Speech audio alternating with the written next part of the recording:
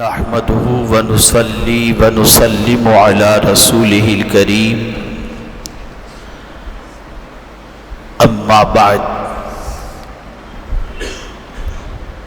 فاعوذ بالله من الشيطان الرجيم بسم الله الرحمن الرحيم وسارعوا إلى مغفرة من ربكم وجنة عرضها السماوات والأرض أعدت للمتقين صدق الله العظيم. الصلاة والسلام عليك يا رسول الله، الصلاة والسلام عليك يا حبيب الله، الصلاة والسلام عليك يا نبي الله، الصلاة والسلام عليك يا نور الله، وعلى آلك وأصحابك يا حبيب الله، صلی اللہ تعالی علیہ وسلم. میرے پیارے آقا صلی اللہ تعالی علیہ وسلم کے پیارے دیوانوں،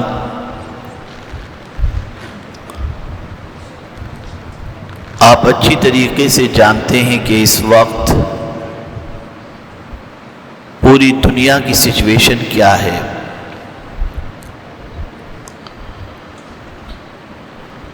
حالات کس طرف جا رہے ہیں، دنیا کس طرف جا رہی ہے، اور پتہ نہیں آنے والے دنوں میں انسانوں کے لیے کتنا بڑا المیہ پیش آئے، ہم اور آپ اس کے بارے میں صحیح طور پر اندازہ نہیں لگا سکتے. میرے پیارے آقا صلی اللہ تعالی علیہ وسلم کے پیارے دیوانوں، ہماری غفلتوں کا عالم تو یہ ہے کہ جب تک کہ طوفان ہمارے دروازے پر دستک نہ دے اس وقت تک ہماری آنکھیں بھی نہیں کھلتی اور ہمیں ہوش بھی نہیں آتا. مسلسل ایک ہفتے سے آپ جانتے ہیں کہ رشیا اور یوکرین کے درمیان جو جنگ چل رہی ہے، ہم میں کا کوئی شخص یہ نہیں جانتا کہ آنے والے دنوں کے اندر یہ جنگ کس کروٹ بیٹھے گی اور یہ جنگ کہاں تک پہنچے گی اور دنیا کے کتنے خطے اس سے متاثر ہوں گے اور جنگ کا نقشہ کیا ہوگا، ہم سب لوگ اس کے بارے میں صحیح اندازہ نہیں لگا سکتے. اگر میں یہ کہوں تو غلط نہ ہوگا کہ اس وقت پوری دنیا بارود کے ڈھیر پر ہے. کچھ ممالک ایسے ہیں جن کے پاس نیوکلیئر ویپن موجود ہیں، اور آپ یہ سمجھ لیجئے کہ تنہا روس کے پاس اتنے ویپن موجود ہیں، اتنے بم موجود ہیں کہ ان بموں میں سے اگر صرف 100 بم وہ پھینک دے تو پوری دنیا ختم ہو جائے گی. اور بڑی تیزی کے ساتھ سچویشن خرابی کی طرف بڑھ رہی ہے، تباہی کی طرف بڑھ رہی ہے، اور آنے والے دنوں میں مہنگائی کا کتنا سخت سامنا کرنا پڑے گا، اور حالات کتنے بد سے بدتر اللہ نہ کرے اگر ہوں تو سچویشن کیا ہوگی، یہ آپ اور ہم اس کا اندازہ نہیں لگا سکتے. اب ایسی سچویشن کے اندر کرنا کیا چاہیے، ہماری رسپانسبلٹی کیا ہے، قرآن ہمیں کیا رہنمائی عطا کرتا ہے اور جب یہ محسوس ہونے لگ رہا ہے کہ پتہ نہیں اب دنیا کتنے دنوں کی ہے اور ساتھ ہی ساتھ حالات کیا سے کیا ہوں، تو ہمیں سب سے پہلی فکر کس چیز کی کرنی چاہیے؟ اور ویسے بھی یہ ہمارا عقیدہ ہے کہ کل من علیہا فان ویبقى وجہ ربک ذو الجلال والاکرام، سب کچھ فنا ہو جائے گا، اگر باقی رہنے والی کوئی ذات ہے تو صرف میرے رب کی ذات ہے۔ یہاں تک کہ قرآن مقدس میں رب قدیر نے فرمایا ما عندکم ینفد وما عند اللہ باق، جو کچھ تمہارے پاس ہے وہ سب کچھ ختم ہو جائے گا اور جو کچھ اللہ کے پاس ہے وہ باقی رہنے والا ہے۔ اسی لیے مولا علی کرم اللہ تعالی وجہہ الکریم ارشاد فرماتے ہیں جو کچھ اپنے ہاتھ میں ہے اس پر بھروسہ کرنے کی بجائے جو کچھ رب کے پاس ہے اس پر بھروسہ کرو، اس لیے کہ جو کچھ تمہارے ہاتھ میں ہے وہ چھینا بھی جا سکتا ہے، ختم بھی ہو سکتا ہے، لیکن مولا کے پاس جو ہے وہ باقی رہنے والا ہے۔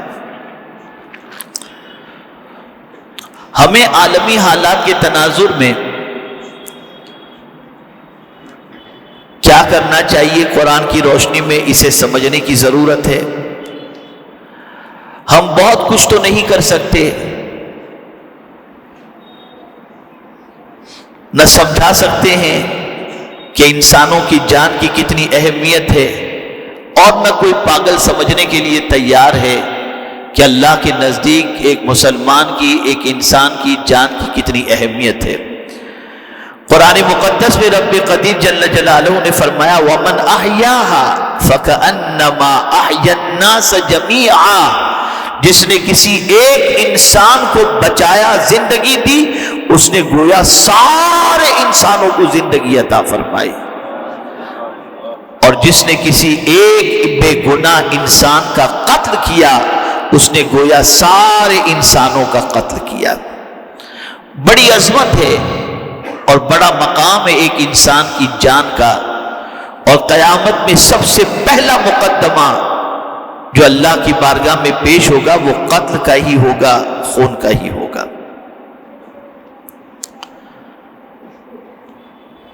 اور انسانوں میں بھی اللہ تعالیٰ نے مسلمان کی جان، مسلمان کا مال اور مسلمان کی آبرو کو بڑا اونچا مقام عطا فرمایا۔ پیغمبر رحمت صلی اللہ تعالی علیہ وسلم انسانوں سے خطاب نہیں فرما رہے تھے، بلکہ اس وقت میرے آقا صلی اللہ علیہ وسلم کے سامنے خانہ کعبہ تھا، اور رسول اعظم صلی اللہ علیہ وسلم نے خانہ کعبہ کو دیکھا تو خانہ کعبہ کو تقریر شروع کر دی، اور خانہ کعبہ سے خطاب فرمایا، ارشاد فرمایا اے کعبہ تو بہت عظمت والا ہے، تیری طرف رک کر کے لوگ نماز پڑھتے ہیں، تیری طرف کوئی پیر دراز نہیں کرتا، تیرا بے پناہ احترام لوگ کرتے ہیں، لیکن اے کعبہ سن لے، تجھ سے بھی زیادہ اللہ کے نزدیک ایک مسلمان کی جان، مال اور عزت ہے، تجھ سے بھی زیادہ، کعبے سے بھی زیادہ اللہ کے نزدیک ایک مسلمان کی جان، مسلمان کا مال اور مسلمان کی آبرو ہے۔ بہت اس وقت میڈیا پر شور و غل مچا ہوا ہے، لیکن کسی کو اس وقت شور سمجھ میں نہیں آیا تھا، اور نہ ابھی بھی آ رہا ہے، جو یمن کے اندر ہوا یا ہو رہا ہے، جو سیریا میں ہوا اور ہو رہا ہے، جو عراق میں ہوا ہو رہا ہے۔ لیکن اب جب یہ جنگ مغرب کی طرف پہنچ گئی ہے اور اس طرف یہ معاملہ سارا ہو رہا ہے، تو پوری دنیا کے اندر شور بپا ہے۔ انسان کسی بھی مذہب کا ہو، اس کی جان، اس کا مقام اللہ کے نزدیک ہے، یہاں تک کہ اگر کسی جانور کو بھی کسی نے زندگی دینے کے لیے پانی پلا دیا تو اللہ تعالیٰ اس کا بھی اجر ضائع نہیں فرماتا۔ مجھے یہ نہیں کہنا ہے کہ رشیا حق پر ہے، یوکرین حق پر ہے یا کون حق پر ہے، میں تو صرف اتنا کہتا ہوں انسان کی جانوں کا احترام کرو اور بے گناہ انسانوں کا قتل عام نہیں ہونا چاہیے، چاہے یمن کے اندر ہو رہا ہو، چاہے سیریا میں ہو رہا ہو، چاہے دنیا کے کسی بھی خطے میں ہو رہا ہو۔ اب ان ساری سچویشن کے اندر ابھی ہم نے وہ سچویشن نہیں دیکھی جسے ملحمۃ الکبریٰ کہا جاتا ہے۔ یہ وہ سچویشن ہوگی کہ زمین پر گوشت کے ٹکڑے بکھرے ہوئے ہوں گے۔ یہ حدیث شریف کے اندر لحم کے معنی ہوتا ہے گوشت، ملحمۃ الکبریٰ، زمین پر پیر رکھنے کی جگہ نہیں ہوگا۔ اگر کسی گھر کے اندر 100 لوگ تھے تو 99 ختم ہو جائیں گے، ایک بچے گا۔ اللہ جانے کب اور کیسے یہ حالات بنیں گے۔ اللہ سب کی جان کی حفاظت فرمائے اور پروردگار سب کا خاتمہ ایمان پر فرمائے۔ ایسی سچویشن میں ہمیں سب سے زیادہ فکر کس چیز کی کرنی چاہیے؟ تو قرآن کہتا ہے وَسَارِعُوا إِلَى مَغْفِرَةٍ مِّن رَبِّكُمْ، دوڑو، بھاگو، اپنے رب کی بخشش کی طرف بھاگو، اللہ سے بخشش طلب کرنے کے لیے بھاگو، مغفرت کی بھیک مانگنے کے لیے بھاگو، مغفرت کی دعائیں کرو اور اس راستے پر چلو جس راستے پر چلنے کے بعد اللہ تمہاری مغفرت فرما دے اور اللہ تمہاری بخشش فرما دے۔ اس لیے کہ مغفرت سے بڑی دولت اور کیا ہو سکتی ہے؟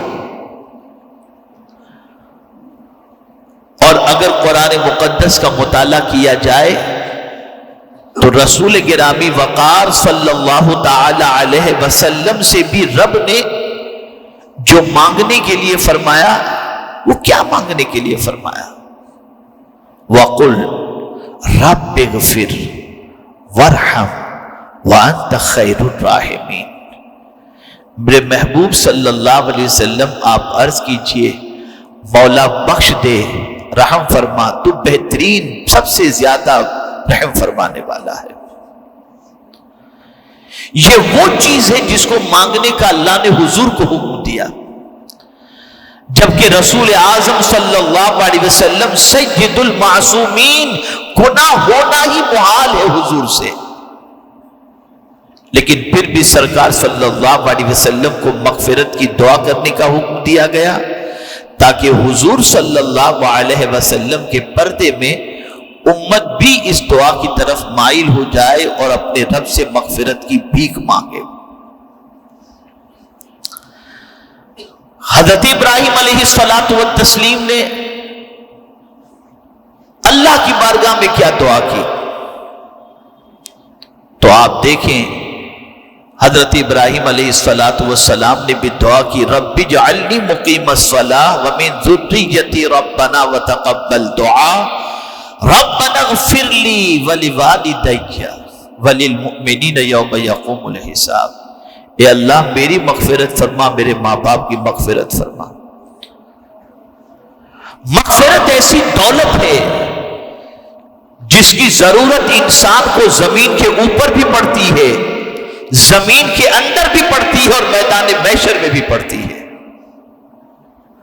اگر ہم قرآن کا بنظر غائب مطالعہ کریں تو مرنے والوں کے لیے بھی جو چیز مفید ہے وہ مغفرت کی دعا ہے، زندہ رہنے والوں کے لیے جو چیز مفید ہے وہ بھی مغفرت کی دعا ہے۔ اسی لیے پیغمبر رحمت صلی اللہ علیہ وسلم نے ارشاد فرمایا جب دو مومن آپس میں مصافحہ کریں تو کیا پڑھیں؟ یغفر اللہ لنا ولکم، اللہ میری بھی مغفرت فرمائے اور آپ کی بھی مغفرت فرمائے۔ ہم سب کچھ تو اپنے رب سے مانگتے ہیں، بخشش کی بھیک نہیں مانگتے۔ اور یاد رکھو جس کی بخشش نہیں ہوئی اس کا ٹھکانہ بڑا سخت ترین ہوگا۔ کسی کو نہیں خبر، میں آج دیکھ رہا ہوں خود اپنی پوزیشن بھی اور لوگوں کی بھی پوزیشن، ہاتھ پیر میں درد، جوائنٹس میں پین، نہ جانے کیسی کیسی بیماری، علاج و معالجے کے لیے پیسہ نہیں، حالات بد سے بدتر ہوتے جا رہے ہیں۔ بڑی سخت آزمائش سے اس وقت امت گزر رہی ہے اور سخت حالات سے گزر رہی ہے۔ ایسی سچویشن کے اندر مغفرت کی بھیک مانگنا اور مغفرت کی دعا کرنا یہ بہت اہم ہے اور بہت ضروری ہے، اس لیے کہ موت کا آہنی پنجہ کب ہمیں اپنی گرفت میں لے لے ہم نہیں جانتے، اور دنیا کی زندگی بھی ختم ہو جائے گی، دنیا کے انسان بھی ختم ہو جائیں گے۔ ہمیں کوشش کرنی چاہیے کہ کسی بھی راہ سے اللہ ہماری مغفرت فرما دے اور ہماری بخشش فرما دے۔ یہی وجہ ہے کہ صحابہ کرام علیہم الرضوان کو ہمیشہ اسی بات کی فکر رہتی کہ اللہ بخش دے، اللہ مغفرت فرمائے۔ میرے پیارے آقا صلی اللہ تعالی علیہ وسلم کے پیارے دیوانوں، اور یہ بھی یاد رکھیں اپنی دعاؤں کے اندر صرف اپنے لیے مغفرت کی بھیک نہ مانگیں، اپنی بخشش کی صرف دعا نہ کریں، بلکہ فرمایا گیا الامن والعلا کے اندر ایک حدیث مبارکہ نقل کی گئی ہے۔ اس حدیث میں پیغمبر رحمت صلی اللہ تعالی علیہ وسلم ارشاد فرماتے ہیں کہ جو شخص مومنین اور مومنات کے لیے دن میں 27 مرتبہ مغفرت کی دعا کرے، اللہ اسے مستجاب الدعوات بنا دیتا ہے، اس کی دعاؤں کو قبول کر لیتا ہے۔ اس حدیث سے یہ بات سمجھ میں آئی کہ تم صرف اپنا بھلا مت چاہو، حضور کے غلاموں کا اور حضور کی امت کا بھی بھلا چاہو۔ اگر اتنا بھی بھلا چاہ لو کہ ان کے لیے بخشش کی دعا کر دو تو اللہ تعالیٰ تمہاری ساری دعاؤں کو قبول فرما لے گا۔ میرے پیارے آقا صلی اللہ تعالی علیہ وسلم کے پیارے دیوانوں، اس لیے ضرورت اس امر کی ہے کہ ہم مغفرت کی طرف بڑھیں، بخشش کی طرف بڑھیں۔ اللہ عز و جل نے فرمایا وَسَارِعُوا إِلَىٰ مَغْفِرَةٍ مِّن رَبِّكُمْ، دوڑو، بھاگو، جلدی کرو۔ سرعت کے معنی جلدی کرنا ہے، بھاگو، تم دوڑو۔ ہم پتہ نہیں کہاں دوڑ رہے ہیں، کس جانب دوڑ رہے ہیں۔ ہمیں تو بخشش کی پرواہ کم ہے، گناہ کی پرواہ زیادہ ہے۔ لوگ دوڑ رہے ہیں گناہ کی طرف، لوگ دوڑ رہے ہیں برائیوں کی طرف، اور قرآن کہتا ہے مغفرت کی طرف دوڑو، بخشش کی طرف دوڑو، یعنی اس راستے پر چلو جس راستے پر چل کر کے اللہ تمہاری مغفرت فرما دے، تمہاری بخشش فرما دے۔ میرے پیارے آقا صلی اللہ تعالی علیہ وسلم کے پیارے دیوانوں، تو آج کی سچویشن میں ہم سب اللہ سے اپنے لیے، اپنے والدین کے لیے، ساری امت کے لیے مغفرت کی دعا کریں، اللہ بخش دے، اللہ سب کی مغفرت فرما دے۔ اور اسی کے ساتھ ساتھ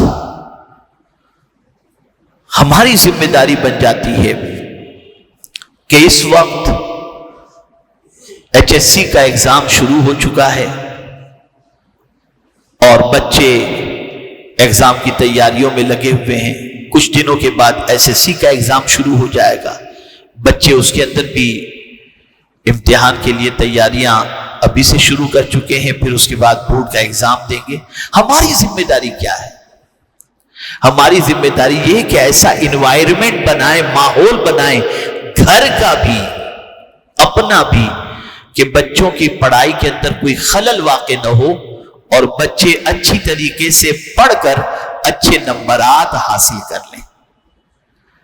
ان بچوں تک میرا پیغام ہے جو امتحان کی طرف بڑھ رہے ہیں یا امتحان دے رہے ہیں، ان کو چاہیے کہ کوئی سٹریس نہ لیں، بلکہ کبھی کبھی ایسا ہوتا ہے کہ بچے ایگزام کے لیے بیٹھتے ہیں اور کہتے ہیں جتنا یاد تھا سب بھول گیا.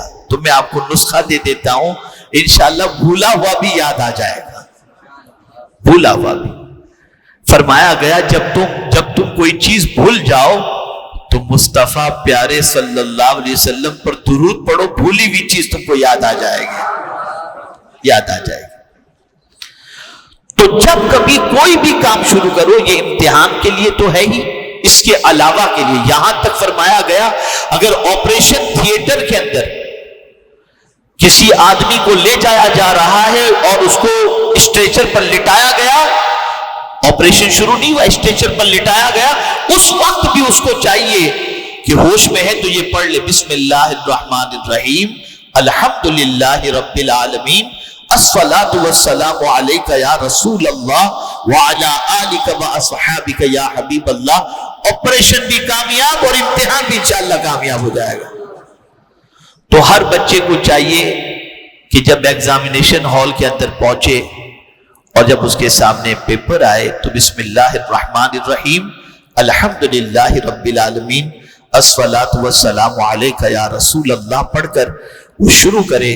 اللہ چاہے گا ان کلمات خیر کی برکت سے اللہ آسان بھی کر دے گا اور پائے تکمیل تک بھی اللہ تعالیٰ پہنچا دے گا. میرے پیارے آقا صلی اللہ علیہ وسلم کے پیارے دیوانوں، ان چیزوں کا خیال رکھیں اور ان چیزوں کی طرف آپ بڑھنے کی کوشش کریں.